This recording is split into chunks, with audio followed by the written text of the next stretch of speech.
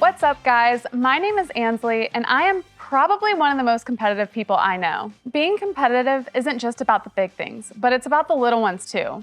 I want to be the first one to yell, "I got front seat," while getting into the car. I want to be the first to cross the line in a friendly family game of Mario Kart. And I'm even trying to get you 2-0 in a game of rock, paper, scissors. And as you can imagine, game nights with friends are usually a little bit tough for me. I'm always trying to toe that line of pretending like I don't care too much, but also making sure you know I'm going to crush you. But if I lose, it's not pretty. Is that just me? Or I don't know. Here's the thing. Sometimes when I pause long enough to think about what I'm doing, I even shock myself a little bit. Think about some of the language we use when we're competing. Have you ever caught yourself saying something like, "I crushed that test," "I slayed that performance," "I dominated the court"? It all sounds and feels a little bit violent. Dramatic even. It's like we can't just win. We have to annihilate the competition. And this language is all around us. Watch 2 minutes of ESPN or check what movies crush the competition in the box office or what artists are currently destroying each other with diss tracks. Don't get me wrong, I'm guilty of it too. Maybe it's sports for you, or maybe it's your class rank. Maybe it's being more popular or having the most followers. Whatever it is, we all have areas where we feel the pressure to perform, prove ourselves, or come out on top. But what if that mindset is holding us back from becoming the people we were meant to be? What if in our quest to be the best, we're missing out on something even better? And why is it that our definition of success, achievement, includes the destruction of someone or something else? You can summarize the root of all of this complexity in one word: pride. In this new series we're calling Take a Bow, we want to talk about this normal human struggle head on. The reality is, it's trickier than you think. It often seems like the only two options are to think we're better than everyone or to shrink into the background. Think about it this way. This circle represents your life. Inside the circle is everything you think makes you valuable, everything that gives your life meaning and purpose. To us, it can feel like there are only two ways to fill that circle. Option 1 leads to pride. This is when we define our worth by our accomplishments and how we stack up against others.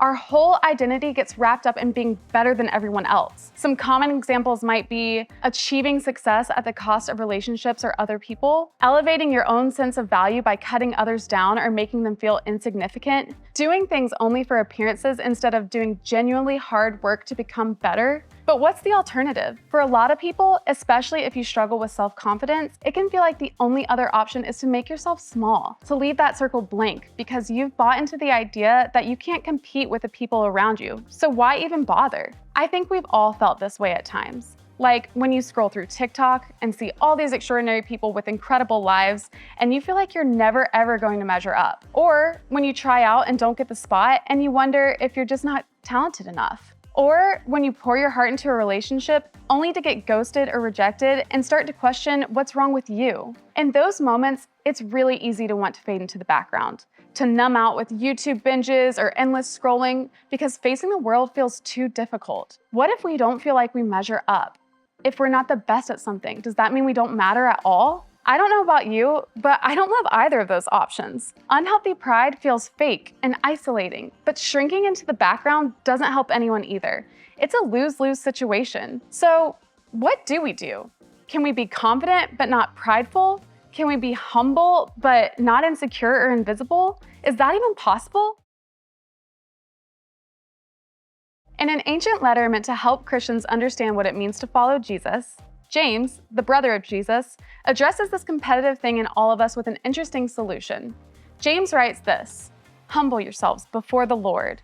9 verses before this, James said that the recipients of this letter want what they don't have, and that's why there's so much drama with them. And James says that this posture of humility is the solution to this quest to be the best. Centuries before, King Solomon also shared that humility is the way God intends us to live. True humility and fear of the Lord lead to riches, honor, and long life. So God wants us to be humble. It's valuable. But what does humility look like? As we said, we usually feel like we should approach life with pride or by shrinking back. We can either accomplish, or cower. But what if neither of those two ways is what God intended for us? The reality of our lives is this: We serve a God who made us. God gave us our abilities and strengths, and God knows our weaknesses and struggles.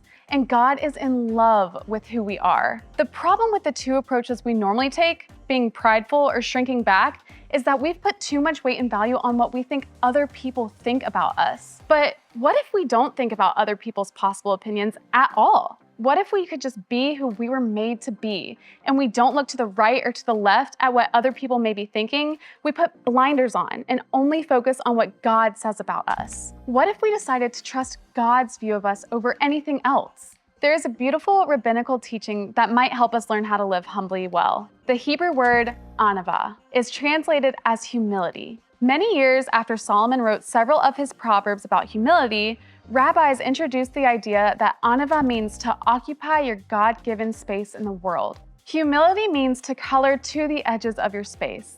The idea of anava means not overestimating yourself or your abilities, but also not underestimating them. It's being exactly who God created you to be. The big idea is don't leave your space blank. Occupying your God-given space in the world is the opposite of pride because it doesn't need to prove anything. But it's also the opposite of putting yourself down all the time because it recognizes that you have worth and value given to you by God, even on your worst days. In other words, true humility isn't about beating yourself up or pretending you're worthless. It's about taking the focus off yourself or others and putting it on what God says. Suddenly, our worth isn't based on how we stack up against everyone else. It's not about being the smartest, the prettiest, or the most talented. It's about being loved by the creator of the universe, period. When we start to see ourselves the way God sees us, it frees us up to be more confident, not less. We can relax and be who we were made to be. At the same time, we stay humble, knowing our confidence is rooted not in what we achieve or the work we put in, but because we're worth everything to God. God's created us in God's image. God gave us incredibly unique value that nothing can take from us. Our confidence can come from that. So, how do we put this into practice? How do we learn to live the balance of humility and confidence? James put it simply a little later in his letter. He wrote, "Draw near to God, and He will draw near to you." Proximity changes your perspective. Whatever or whomever you stay close to determines how you see things. And as James writes, when we humble ourselves before the Lord, when we draw near to God, we begin to see ourselves correctly. We start seeing ourselves as God sees us. And what does it look like to draw near to God? It means spend time with God. Set aside a few minutes each day to read the Bible and reflect on what it reveals about Him and His love for you. Make time for God, even when life is hectic. Talk to God in prayer. Don't worry about sounding scholarly or spiritual. Just be real with God about your joys, struggles, and gratitude. God wants to hear from you. Surround yourself with people who point you to God. We need others to remind us of the truth and encourage us when we're down. Find those people in your life and be that person for others. Each of these are not just homework assignments or religious boxes to check. They're designed to help us follow the way of Jesus closely, to help us live as Jesus lived, do what Jesus said to do, and to become more like Jesus. Over time, these practices free us up to live with confidence that doesn't need to put others down to prop itself up. We can celebrate our success without rubbing them in anyone's face. We can admit our failures without thinking they define us. We can cheer other people on because their achievements do not threaten us. This is one of those things that I love most about Jesus. If there was anyone who could have put on the most swagger and pride possible, it was God in a human body. But instead, He humbled Himself.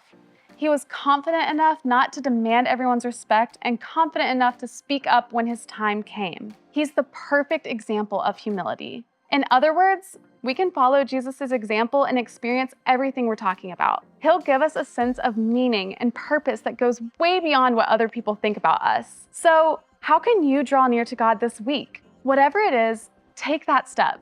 Because when we draw near to God, God draws near to us. As you do, remember this: don't leave your space blank. There's another way, a better way. It starts with humbling ourselves before God, who loves us more than we could possibly imagine. When we do that, everything else starts to fall into place. When you head to groups, I want you to think about your response to this question. Who do you know who you would say is truly humble?